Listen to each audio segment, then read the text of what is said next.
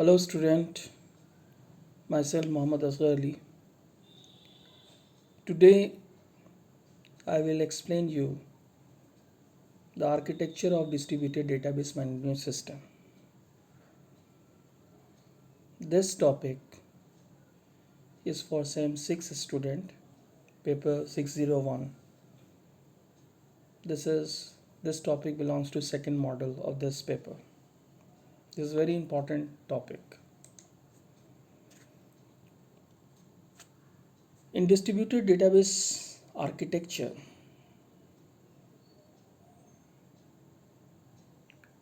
the architecture of a system defines its structure. This means that the components of the system are identified. The function of each component is specified, and the interrelationship and interaction among these components are defined.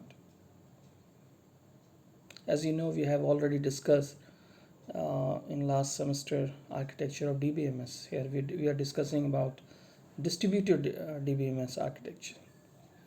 So the specification of architecture of a system require identification of the various models with their interface and interrelationship in terms of data and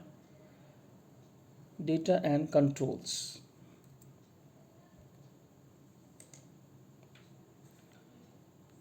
Here we develop three reference architecture for the distributed DBMS. Number one, client server system.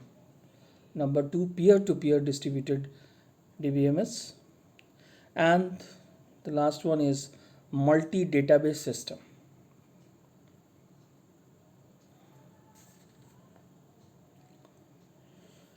These are idealized views of a DBMS in that many of the commercially available systems may deviate from them. However, the architecture will serve as a reasonable framework within which the issues related to the distributed DBMS can be discussed.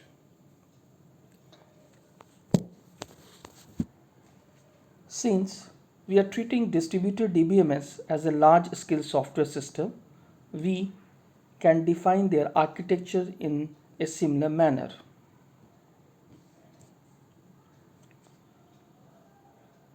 Here, a reference architecture is commonly created by a standard developer since it clearly defines the interface that need to be standardized. For example, ISO, OSI models. The primary objective of the architecture defines is to the structure discussed is to structure the distributed DBMS such that it provides the functionality identified.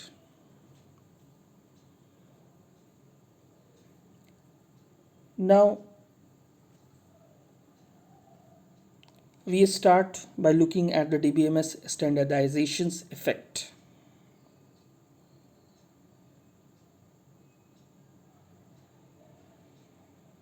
And present a well-known reference architecture for a centralized DBMS. So here, DBMS standardization. Before starting the architecture of a distributed DBMS, we first explain you the DBMS standardization. Here, the standardization's efforts related to DBMS because of the close relationship between the architecture of a system and the reference model of that system, which is developed as a precursor to any standardization activity.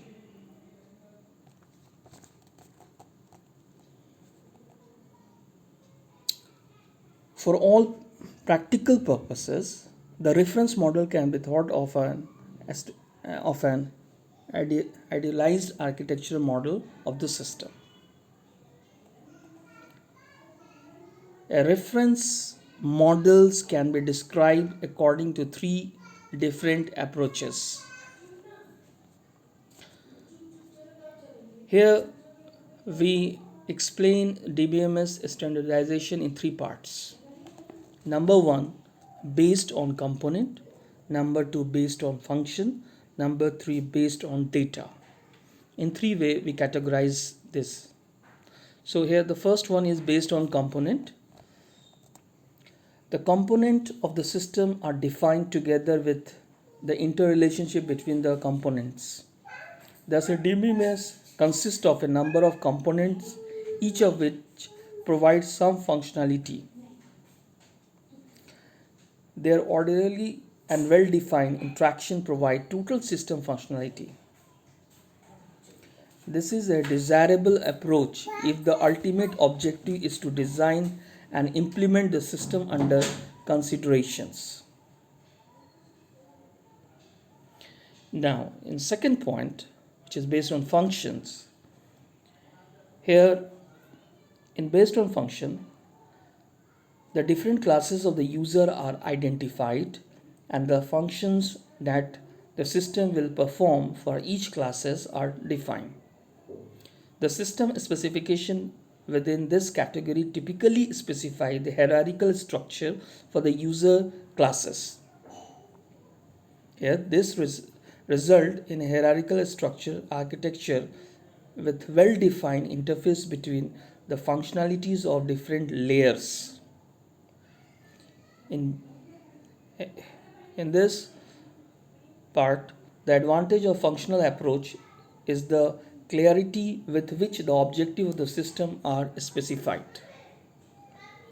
Now, based on data, the different types of data are identified and an architecture framework is specified which define the functional unit that will be realized or use data according to these different views. Since the data is the central resources that a DBMS manage, this approach is claimed to be preferable choice for standardization activities. The advantage of the data approach is the central importance is associated with the data resources. So here we categorize DBMS in 3 points, which is very important: based on component, based on functions, and based on data. So I hope you all understand how we categorize these all. Thank you.